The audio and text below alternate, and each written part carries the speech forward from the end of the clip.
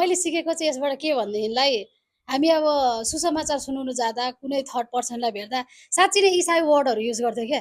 यस्तो वर्डहरू चाहिँ हामीले युज गर्नु हुँदैन। साँच्ची नै उनीहरूले ग्रहण भनेको पनि बुझ्दैन, उनीहरूले बत्तिसमा भनेको बुझ्दैन, अब सुरुमै बुझ्दैन नि त उनीहरूले होइन। अनि यस्तो वर्डहरू चाहिँ युज गर्नु हुँदैन भन्ने कुराहरू चाहिँ सिकेँ एउटा है, एकदम इम्पोर्टेन्ट भनेको 5 वटा। हस्, थ्याङ्क यू।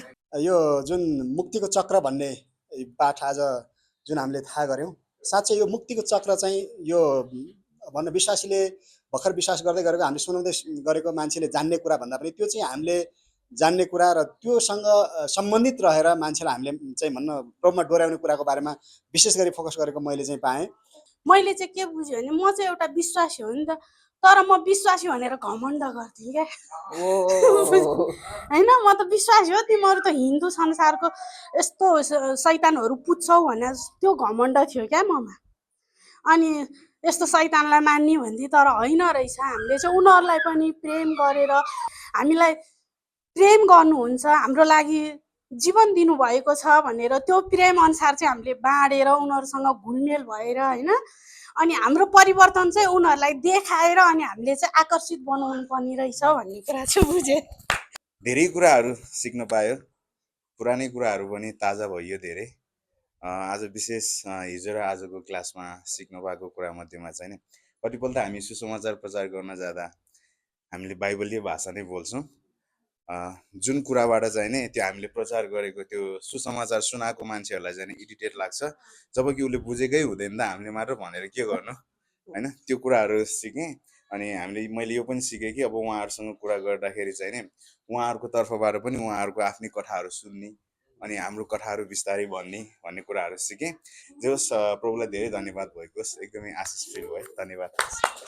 मैले चाहिँ यो सेमिनारबाट एउटा कुरा के सिकेँ भने सबैभन्दा महत्त्वपूर्ण लागेको चाहिँ म जतिखेर सुसमाचार बाँड्न जान्थेँ, बाँड्न सक्थेँ, म सधैँ जित्ने कोसिस गर्थेँ क्या उसलाई।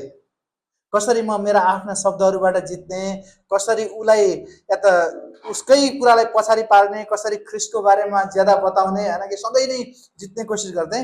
यो कुराले मलाई के सिकायो भनेपछि त उसलाई बोल्न दिएर पनि जित्न सकिँदो रहेछ भन्ने कुरा सिकेँ मैले सिक्ने कुरा त अहिले 30-32 वर्ष भयो, तर एउटा क्याप्सुलको रूपमा मैले सिकेँ। किनभने त्यो 30 सेकेन्डको आफ्नो स्टोरी भन्ने कुराले आज बिहान पनि मलाई काम लाग्यो। जब मैले यहाँ छिमेकी कहाँ बसेँ र सुसमाचार सुनाउँदै थिएँ, अनि उहाँहरूको कुरा सुने। उहाँले सोध्नुभयो तपाईँहरू किन आएको यहाँ? मैले भने छिमेकीलाई कसरी प्रेम गर्ने भन्ने विषय सिक्न भने क्या। अनि उहाँहरू छक्क पर्नुभयो। अनि मैले यो कुराहरू बताएँ, एकदम राम्रो रेस्पेक्ट गर्नुभयो। मलाई काँक्रा खानिदिनु भयो, चिया खाने भन्नुहुन्थ्यो। मेरो खाजा यता छ भने अब फेरि तपाईँ आउनुपर्छ। अनि राम्रो मित्रभावमा भयो। अनि यो मैले छिटो छोटो कसरी उहाँलाई आदर गरेर हामीले सुनाउन सकिन्छ भन्ने कुरा एकदम मेरो लागि आशिषमय भयो, सिकाइ भयो। तर वास्तवमा यहाँनिर हामीले सुसमाचार सुनाउन जाने कुराहरूमा हाम्रो एउटा खाली हाम्रो उपस्थिति मात्रै होइन, तर जाँदै गर्दा हाम्रो खुट्टाले, हाम्रो टाउकोले अनि हाम्रो हृदयले पनि जानुपर्ने कुराहरू रहेछ। अनि त्यो करुणाको हृदय, त्यो हामीले सुनिदिने कुराहरू कतिपय समयमा मैले पनि यही गर्थेँ। बाइबलमा यस्तो लेखा छ, यतिको यतिमा यस्तो लेखा छ भन्ने खालको स्वभाव थियो मेरो पनि।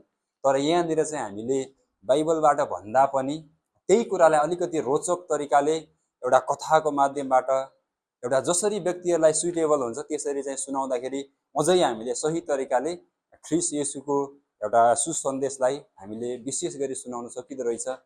तर हेर्दै गर्दा हामी चाहिँ आफ्नो छिमेकीको लागि आफै बाधा भएको रहेछौँ क्या। यति ठुलो बाधा कि जो चाहिँ उनीहरूले हामी कहाँ आउनै नसक्ने बाधा हामी आफै बन्दो रहेछौँ। त्यसमा चाहिँ मलाई के त भन्दाखेरि सबैभन्दा छोएको यो सान्दर्भिकरण र निकासा, यो चाहिँ मेरो लागि एकदमै के नयाँ प्रकारले मैले सिकेँ। 32टा शब्द, त्यसको अर्थ होइन। त्यस कारणले यी कुराले मलाई आशिष भएको छ। धन्यवाद यो सबै कुराको लागि, प्रभुले आशिष दिनुभयो। हाम्रो चर्चमा चाहिँ बाहिरी अन्य जातिहरू जस्तै हाम्रो छिमेकीहरू आइदियोस् भन्ने हामी चाहन्छौँ। हामी कति खुसी हुन्छौँ, तर हामीहरू उनीहरूको समुदायमा छिर्न सक्दैनौँ। किनकि हाम्रो समुदायमा उनीहरूको समुदायमा जाँदा तिमीहरू त्यहाँ नजाऊ है, तिनीहरू जस्तै भइन्छ भनेर चाहिँ हामीलाई रोक्ने गर्थे। यो कुरा मलाई निकै अनौठो पनि लाग्थ्यो। अनि हामी उनीहरूको बिचमा नगइकन उनीहरूलाई हामीले कसरी त्यो सुसमाचार सुनाउने त नि भन्ने कुरा मेरो मनमा ठुलो यो सोच थियो। उहाँले चाहिँ सही कुरा सरहरूले यो आजको शिक्षाबाट यो हामीले 2 दिने शिक्षाबाट हामीले यो एकदम बुझ्न सक्यौँ। म एकदम आशिषित भएँ। हस्त धन्यवाद। यो ट्रेनिङको माध्यमबाट कन्टेक्चुअलाइजेसन इभान्जेलिजम भन्ने जुन वर्ड र त्यसको बारेमा जुन मैले थाहा पाएँ ज्ञान कि र म चाहिँ यो दुईटा मध्येमा चाहिँ कन्टेक्चुअलाइज इभान्जेलिजम अन्तर्गत पढ्दो रहेछु भन्ने रियलाइज गरेर मलाई खुसी लाग्यो कि प्रभुले मलाई मेरै घर परिवारमा पहिला सुरुमा घरमै रहेर आफू हुर्किएर पहिला परिवार थ्रुबाट चाहिँ म बाहिर निस्क्यौँ भन्ने चाहनु हुँदो रहेछ भन्ने कुरा मैले यो रियलाइज गरेर यो कुरा मलाई एकदमै आशिषित छ।